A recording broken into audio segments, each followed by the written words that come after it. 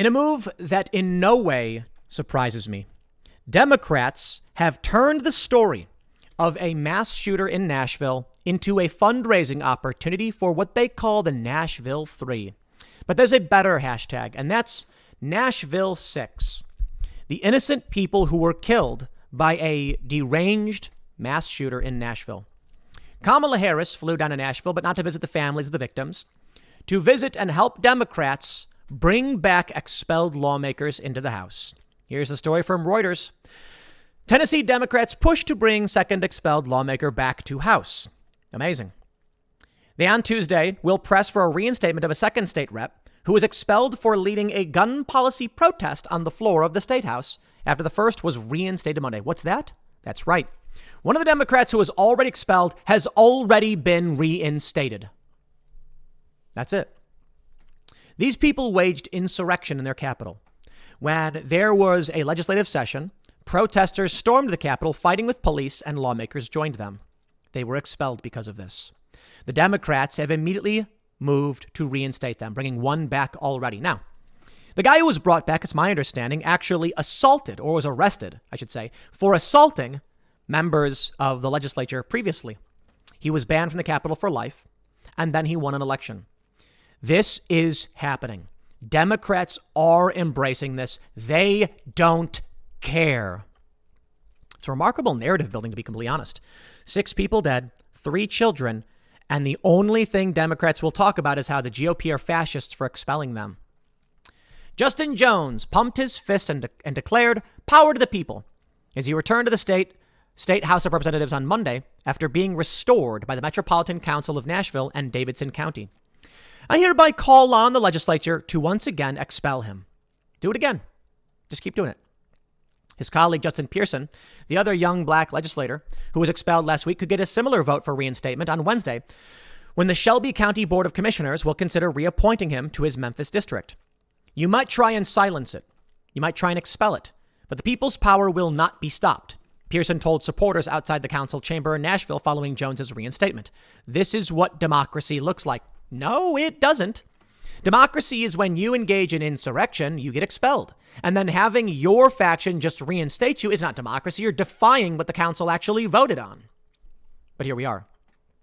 In a joint statement, after Jones's reinstatement, William Lamberth and Jeremy Fison, who lead Tennessee's House Republicans, noted that the state's constitution provides a pathway back for expulsion. Should any expelled member be reappointed, we will welcome them. Like everyone else, they are expected to follow the rules of the House as well as state law. Pathetic. The GOP is pathetic. How many of you agree? They expel the guy. They reinstate him. They go, okay, well, no, there you go. Welcome back there, everybody. Are you kidding me? Man, they need to fight back. They need to say, no, we will expel you again. They don't do it. The Democrats have found a way to make money and fundraise off of the death of 6 individuals. This is what they're doing. These people are evil. I'm sorry. It's a combination of the banality of evil and malicious evil. An individual went to a school, a Christian, a Catholic school, I think it was Presbyterian. Sorry, a Christian, not Catholic, Presbyterian. Killed 3 children. Why?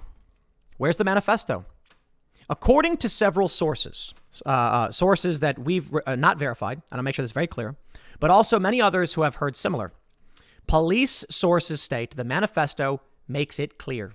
This individual hated Christians and was targeting people they thought were anti-trans or transphobic or, helping contribute to genocide. That's how they describe it because they're insane.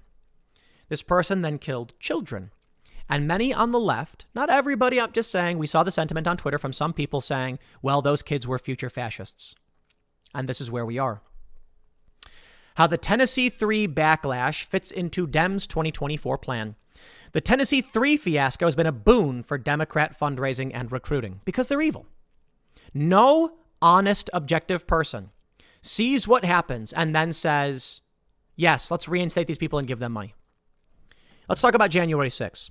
Let's say you are a leftist who claimed January 6th was an insurrection. I humbly disagree. Okay, when you say we should expel the insurrectionists, who stormed the Capitol and fought with cops. That's your standard? Okay, well, that's what these people did. These people engaged in a violent protest storming the Capitol. But now your position changes. Oh, I get it. Your position is actually give me power. That's it. That's consistent. I get it. You will lie to get power. So you'll claim Republicans should be expelled because it empowers you. But then when it's Democrats, you'll say, bring them back. Don't expel them. You're a fascist. Got it. Me? I don't think January 6th was an insurrection. I think there was a violent riot on the steps of the Capitol and into the front of the building. And I think on this side of the building, cops let people in and they wandered around. And then eventually, people who had no weapons, there were some weapons, don't get me wrong. But for the most part, people did not come prepared for an insurrection. Many of these people just left. Many weren't arrested. Only the Trump supporters actually died. And then Congress carried on its duties. You can call it bad. I'd say it was particularly bad considering it targeted the Capitol. But I think these people should be charged for the violent actions they engaged in. And the peaceful protesters should probably just be let go. The people who walked in confused on the other side of the building. As for these individuals, I would be absolutely fine with that standard as well. But that's not the standard they apply to the January 6ers. If the standard they're applying is that joining in a violent protest, call it whatever you want, joining the storming of a Capitol is an expulsion-worthy event, then these people should not be welcomed back in. But I guess y'all get it already. They're using it. They're making money off of it. They're pretending to be the victims.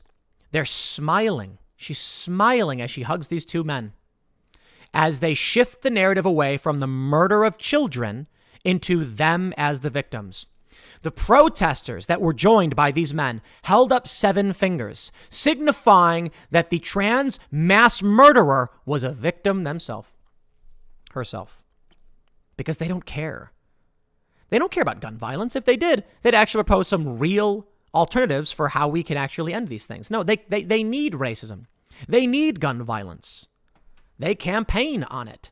It is a major issue that scares people that they weaponize. That's the reality. If there was any truth to the fact that they wanted to actually deal with these problems, they'd propose real problems. They'd research the issue. They'd say, teach me about guns and let's try and figure out how to limit gun violence. They'd say, I went to the NRA and asked them what they would be willing to do in terms of advocacy for something that could stop gun violence. And ultimately, they'd come out and they'd say, the issue with these schools is they have no armed guards. You don't got to come out as a Democrat and say unban all guns or ban repeal the NFA and ban the ATF. You can simply say, we got security guards at banks. Let's have security guards at schools. Well, they don't propose that. They simply say ban more guns. And then what they do is they ban some obscure item, claim they did something, and actually do nothing.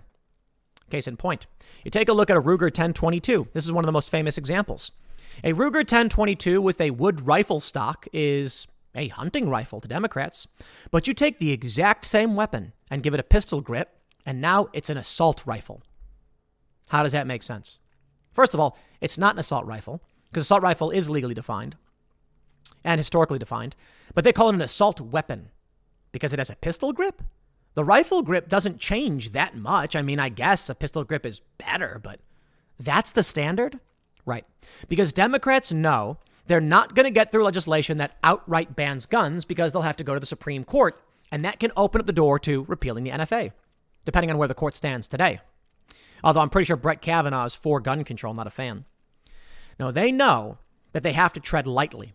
So when they feign anger and outrage, make themselves the victims instead of the children who were killed, they will then come out and propose some nonsensical policy about next thing it's going to be, iron sights make it an assault weapon because now you can see things without needing a scope and it's going to, you can aim without needing, it makes it easier. Whatever garbage nonsense they can make up that will be like bump stocks, for instance. That was Trump's fault. Banning bump stocks. Nobody really cares about bump stocks for the most part, but they're just banning an accessory because it can simulate automatic fire. Simulate in the sense that you still have to know how to properly fire. The bump stock just makes the recoil of the gun hit your finger faster, but they call that simulating automatic fire. It makes no sense. Bump stocks don't do much, not going to change things. And in all honesty, I believe that if fully automatic rifles were legal, you'd actually see less death in these shootings because these people would spray and pray and miss. And bump stocks are no different. Instead, what happens is They just ban something for the sake of saying they did something to empower themselves. They don't actually care. The most disgusting thing, this photo right here fills me with absolute revulsion. And it makes me just desperately hate these people. That's a hard thing to do because I don't hate very easily. But seeing this evil, this is malicious evil. This woman I see as, and they didn't expel her, and they should have, turning themselves into the victims, making the narrative about them after 3 children were killed shows they're unscrupulous, that they will do whatever it takes to strip power from the bones of the dead. It's disgusting. What are you going to do? Hey, not like I think Republicans are all that great. They're feckless. Many of them are evil too. But the focus is here. I'll leave it there. Next segment's coming up in a few minutes. Stick around and I'll see you all shortly.